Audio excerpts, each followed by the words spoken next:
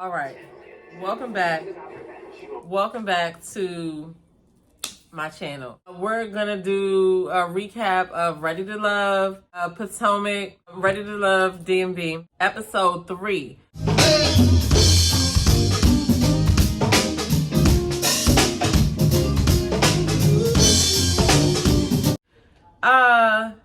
It doesn't seem like episode 3, but we really only on episode 3. So there were a lot of group dates in this episode. And this episode looks like the calm before the storm. Everything was cool, copacetic. But it looks like, they're still introducing these blind dates, which they are not going to be able to keep this up. Like, at some point, it's going to be a problem because it'll be like, okay, the people who are the cast members from day one, they're forming bonds, as time goes on. And so then, it's cool. You keep bringing these new people in. And if the new people are cool, they might jive. But it's going to be a problem on both sides. Like, some people are going to have bonds with day ones that they're not going to want to risk over somebody new coming in. The new people just kind of got like a hard time to go up against people who've already started to click and mesh together. So I don't know. We'll see how long they keep it going, but 2 new singles came in this episode, and there's 2 new singles coming in next episode. It's crazy because I'm losing count of people because we started with 7, you got rid of 2, then you added 2, then you got rid of 1, then you added 2 more. Who knows what's going to happen from here. I'm ready for the next curveball, honestly. So the women have the power right now. And so they meet at the wine bar and they all look good. They talk about their dates from last week. And so Tommy wants them to set up dates that represent themselves. Tommy wants them to set up activities so they can see if the men will fit into their lives, something that represents them. And so here come the group dates. Now, the one thing I want to say about these group dates is that I don't like it when they make the group uneven. Like, what is the point of that? I mean, I do understand that it's like a competition. I said this last season as well because of the Tasia date with Phil and Shiloh. Like, you can't, having somebody coming in, and they're oddball out. It's like, come on now, I don't know. I just don't agree with that. That's just something that I just don't agree with, but whatever. So then he also lets them know that, 2 new singles will be coming in. And he picked Dakia to go on a date with Eric. He also picked Clifton to go on a date with AP Austin. Now, we're going to go ahead and talk about the Dakia and Eric date first. Now, I do think they look cute together. And I think Dakia looks cute all the time because she be having them arms on display. And I always say yes arms when I see her because, yeah, she got them Angela Bassett arms going on. But I like Dakia and Eric's date because I feel like they vibed. They found out that they're both systems engineers and like they both have a creative side. So he's a celebrity chef and she owns a dance studio. So I thought that was interesting that they both had like, super, super smarts. And then they're like, I need to exercise my creative side as well. So I can see them forming a connection and, but Eric seems like he's the same height as the kid. So height isn't everything. And it always be women that have the problem with the height. Like, we be like, I want a tall dude, which doesn't mean anything. Like, a tall dude can still be an asshole. A tall dude can still be a cheater. A tall dude can still be crazy. Like, and then I noticed that all of the dudes is like under 5'6" and 5'7". They be cute as I don't know what. Like, they be fine. But they be so short. I don't know. Like, it's not like I'm that tall, but my rule is that if we go out, you don't have to be super tall, but you cannot be so much shorter than me that I can see the top of your head. Because if we out and somebody like attacks us or something breaks out or something happens, if I'm the bigger person, like physically, like, am I going to be expected to like protect us both? Or like, I don't know how that works. So if I can see the top of your head, it's a no-go. It really isn't a lot of people over 6 feet if you think about the whole population of the world. And the height doesn't have anything to do with their attitudes and how they would treat you. So that is something that I'm working on. Like I said, my only stipulation is that I don't want to be able to see the top of your head. But anyway, moving on back to this. Eric and Dakia had a good vibe. she opened up and let him know that she was a cancer survivor, and she learned that he was a preacher's kid. But I think that they made a good connection, so we'll see how Eric does as he goes along. But the kid likes him, so. And then Clifton goes on a date with AP Austin. And so they go to, okay, so AP Austin is a holistic life coach, and she's vegan. And so they meet at a vegan restaurant, and Clifton's not feeling that. But I will say this, like, people who aren't vegan, like, I understand not wanting to be, like, forced upon with the food or whatever. You don't want the, like, vegan options forced upon you, but if you just have an open mind, vegan food is really, really evolving, and you would just be surprised what you could do with some vegetables. Just a little sidebar. If you follow me on Instagram at @ByDemitaJoe, I'll be posting some of the things that I make sometimes, like, because I'm plant-based. I do eat chicken here and there, and I still eat fish. But a lot of the meals that I make are plant-based. I used to do grocery hauls, and like when I went to Trader Joe's, when I went to Wegmans and things like that, so y'all can see like what kind of food to buy when you're plant-based. Like, it does not have to mean that you're gonna eat all this tasteless.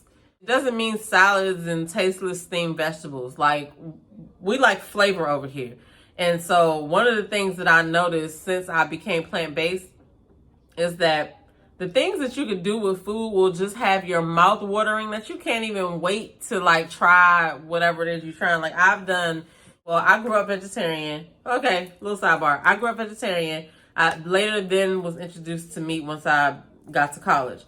But my son, I didn't raise him vegetarian, but I raised him with the same like kind of knowledge of what my mom used to cook when I was growing up, you know, whatever she fed us. And of course tweaked it, you know, as we evolve with recipes.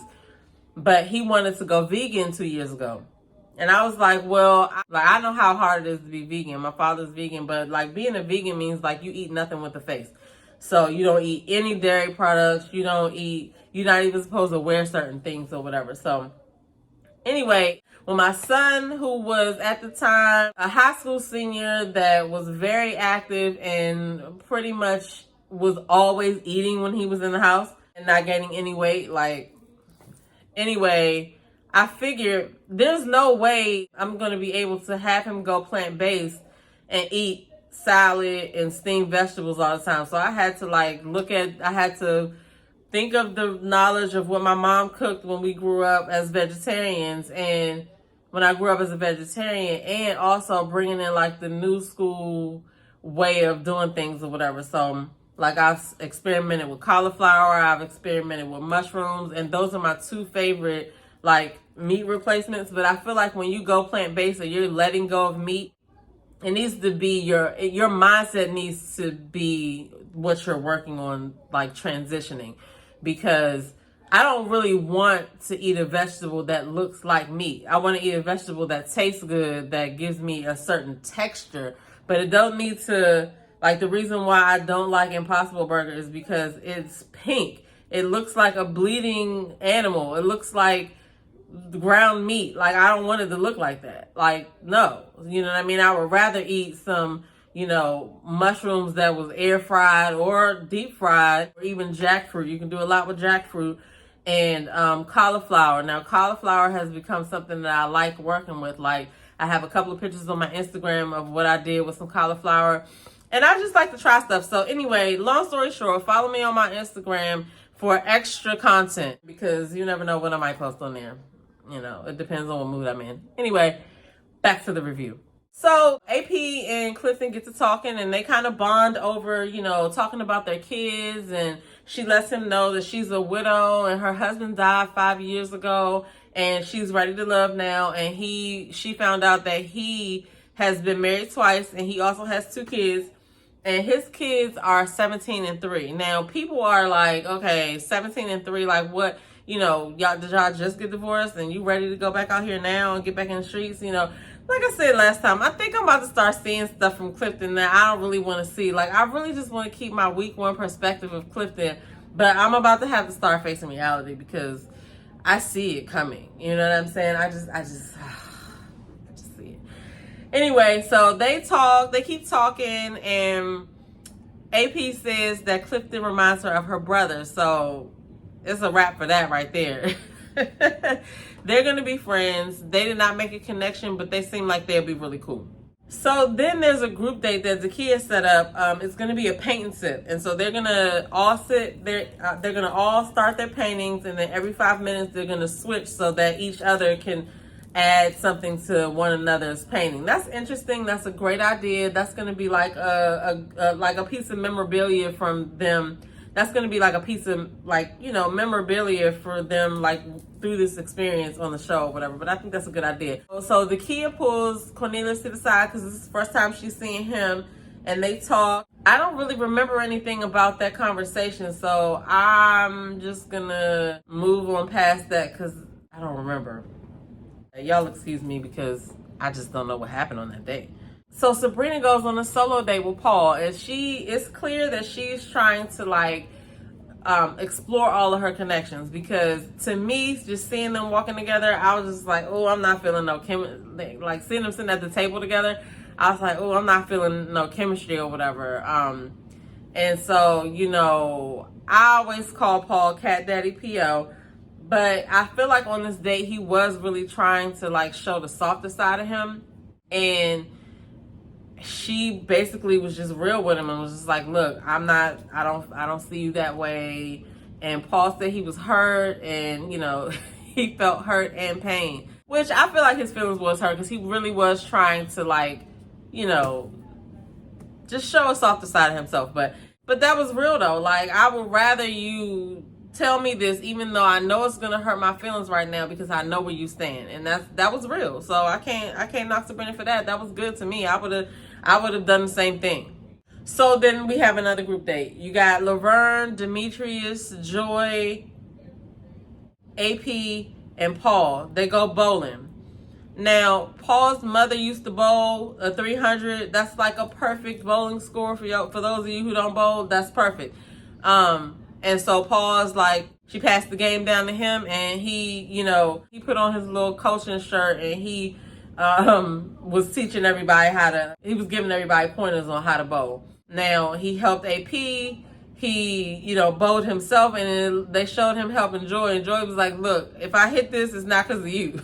If I don't hit it, I'm going to blame it on you. But it looked like it was a fun date. You know, I don't know that, I can't see if I can't see if AP has made any connections yet. But Joy was mingling. She was talking to Demetrius. She was talking to Laverne, and, you know, she was talking to Paul. Like, she was really trying to get to know, you know, just enjoying everybody's company or whatever, it seemed like to me. And so there was a part where they show her and Laverne talking or whatever, and she said she likes flirting with Laverne. I mean, I like Laverne as far as how Laverne looks. I like his personality. He's not coming off genuine to me. He's not coming off fake, but he's just coming off like surfacey. Like, I don't know. I'll have to explore some more going forward, but I do like Laverne. I just don't. It seems like he like the dude to flirt with and everything like that, but I don't know if I would take him. I don't know if I would. I don't know when I would take him seriously. So then we got the next group date, and it's the Monument Tour. And I just want to say, I mean, maybe I feel like this because I live in the area, but why are we touring the Monument? I mean, I guess, you know, it's like a mandatory thing because the show is here in the DMV and you have to go tour the Monument. But these dates to the Monument are not fun dates. When they set up these group dates, those dates should always be activities, especially if you're going to have an odd number of people there. Like, you want to do a group activity that kind of forces everybody to be able to converse. I don't understand the point of this Monument Tour on the bus, and they never get off the bus to do anything or go anywhere or anything. And Demetrius is just sitting in the back, and then people just coupled up. Like, once I get in and sit down, like, when I'm supposed to keep moving, like, y'all need to not send them on group dates where they're not doing an activity. That's a waste of time. Demetrius was sitting back there looking like, what am I doing after I get off of here? Because this is some bullshit. I mean, he hasn't really been talking to anybody, and everybody really likes him. But, like, in this situation, I can't really say that this was his fault because y'all got them on a bus in seats and they're moving. Like, I don't know. Maybe I'm tripping, but I did not like that at all. I feel like that was a waste of their time. They could have went to go do so many other things where they could have all had interaction with each other, and that was just crazy to me. Like, I could see if that was a solo date. Okay, we're only here with each other, and this is what we're doing. We could talk. We can listen to this person tell us everything. We can Google about DC. Like, I feel that on a solo date, but the group date, please, just not. Like, why are you? No. Mm-mm. So then Joy and Clifton go on a date. Now, the first thing Joy said was, I've been waiting for this. Like, yes, this is what we need. And so their food comes, and so Joy looks at the food. Clifton was like, oh, I'm going to help you with that. And she was like, can I feed you? He walks over there and gets some of the food off of her fork and immediately realizes that there's coconut in it. He's allergic to coconut. So he then says, okay, if it's artificial, I'm good. But if it's real coconut, I'm going to have an immediate reaction. And he was saying how he had to like strip down the last time or whatever. But the thing that tripped me out was that the whole time when she was sitting there asking him, what's wrong? This Bama was chewing like shit. Stop chewing. No, I was like, Clifton, stop. No. He was chewing the shit out of that fish. Anyway, so y'all know that I like to follow the cast members on IG so I can get a better perspective of the kind of person they are and, you know, the different things that they're doing. Especially if they have a business. You know me, I'm going to promote a Black business. So I'm always looking to see if it's somebody that's doing something that I can share and all of that. And I'm also there to see what the hell else y'all talking about that we didn't see on the show, right? So, Clifton mentioned that he may have needed to use an EpiPen in that date. And that he, like, it really was like, yeah, you know what I'm saying? So kudos to him for finishing that date.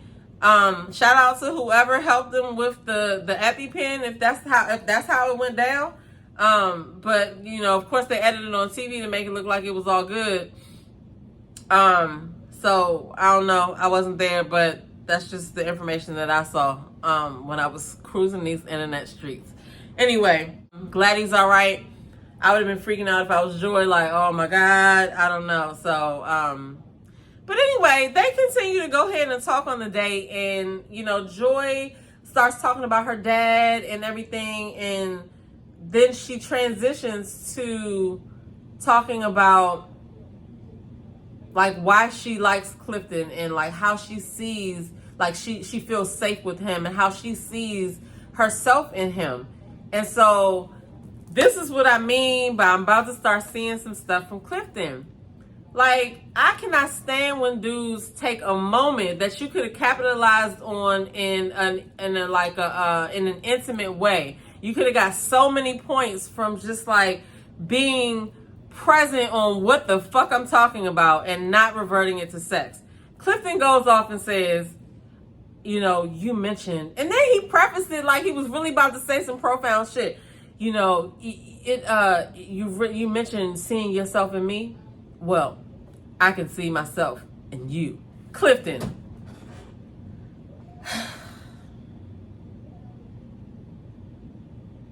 That was a blower. I was a bit blown. I mean, that's always a blower. I'm just going to leave that there. I'm going to see what happens in the next episode. I still like Clifton, but I was blown by how he did that right there. Joy's eyeshadow always be looking bomb. I'll just say that on this and on this date especially, the eyes was popping. So anyway, the ladies meet for another wine bar. I don't think they showed Carmen on this episode except for in the beginning wine bar. They didn't really show Carmen. Of course, we didn't really see nothing with Demetrius. I didn't really see a lot with Precious either, except for the fact that I didn't really see a lot with Precious either. I guess Precious' only connection is Paul, and Paul's only connection is Precious. So the ladies get to meet AP Austin. Well, you know, Ace and Joy had already met her, but the ladies as a group get to meet AP Austin. It's wild to me how, you know, they have their core group, and then the blind dates get thrown in, and then they get to also participate in the wine bar and vote men and women, and vote men and women off as well. So this whole thing is like a gamble. Like, you could come on there and you might not be able to you might not hang around long. So then Tommy goes around the table asking them who they're feeling, and of course Laverne says Ace. She says they talk all the time. And I guess they are. I guess that is the connection that is happening, but we haven't really seen much with them. Hopefully they'll let some of that footage go. I haven't seen a lot with them. Of course, Joy picks Clifton, and she lets Tommy know what happened on the date, and so she wants a do-over. Carmen also says Clifton, which is kind of crazy because I don't think Clifton is feeling Carmen because he was already joning on her baby Jesus eyes. So we'll see. Maybe they went on a date that we didn't see. Maybe it's something that we didn't see. Maybe, we only saw the baby Jesus comment, but maybe they actually had some type of other interaction that we aren't privy to. So then Sabrina says Demetrius and Tori. But then Dakia says that she liked Clifton and Demetrius, but Eric came in and leapfrogged over them. So we'll see what happens with that. So for the weakest connection, they mention Wiley's name, and they all agree that he's young. The women on this season they have an air of matureness, and it doesn't say anything bad against Wiley or whatever. Like, enjoy your life. Keep doing you. It just means that those aren't the people for you. Like, in that capacity. Like, maybe it's not meant to be romantic or whatever. Younger dudes do like older women, but like, as an older woman, you think to yourself, like, dang, like, you a whole teenager younger than me, you know what I'm saying? You a whole preteen younger than me. Like, I can't, it's not really, it's easier for men to do that because they can have babies for a long time as they age, but women are like, our window for having babies and stuff like that is kind of short. So when you talking about a woman in her 40s and you a 32-year-old man, like, I gotta, that's a deal breaker for a lot. So, but it's not saying nothing personal to Wiley or whatever. A couple of the ladies say that Laverne was their weakest connection. And then they say Paul. Sabrina says that, he's pretty intense and she's not sure if he's going to be able to tune it down. So Sabrina's talking about how she's not feeling Paul. And so Precious actually steps up for Paul. And she says, Sabrina, the things that you are saying are, those things are true, but that works for me.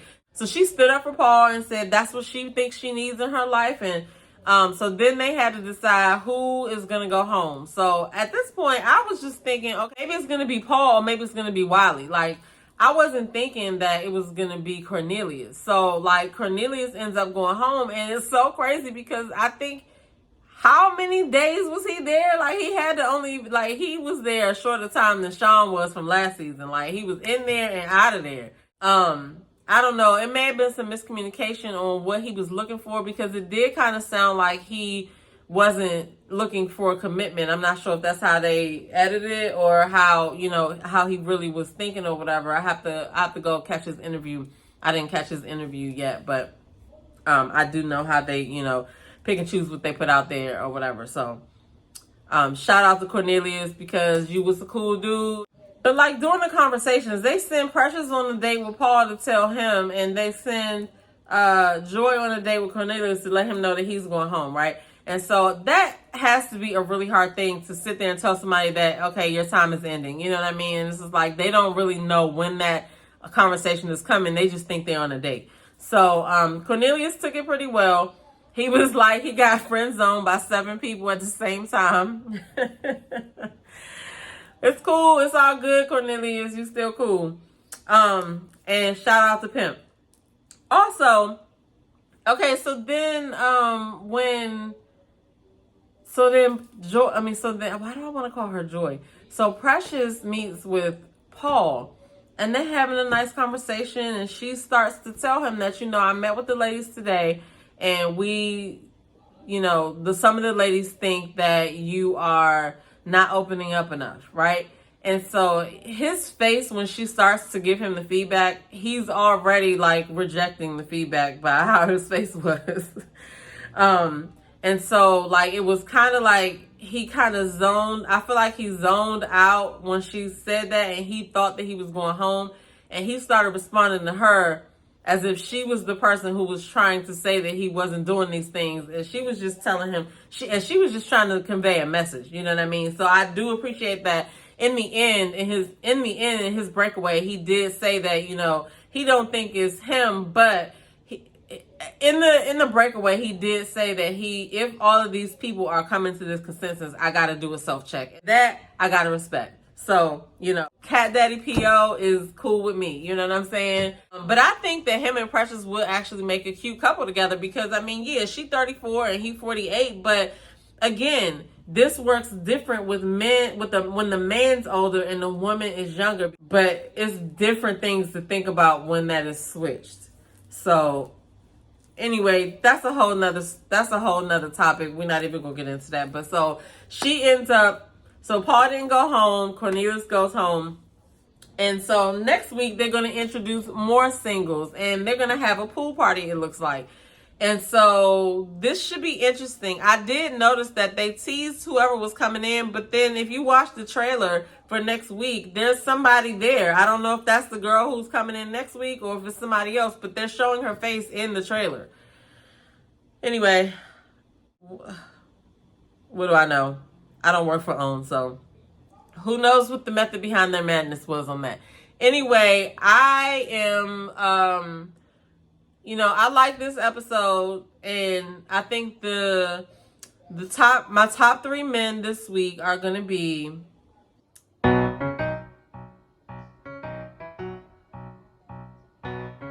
I'm rooting for Cat Daddy P.O.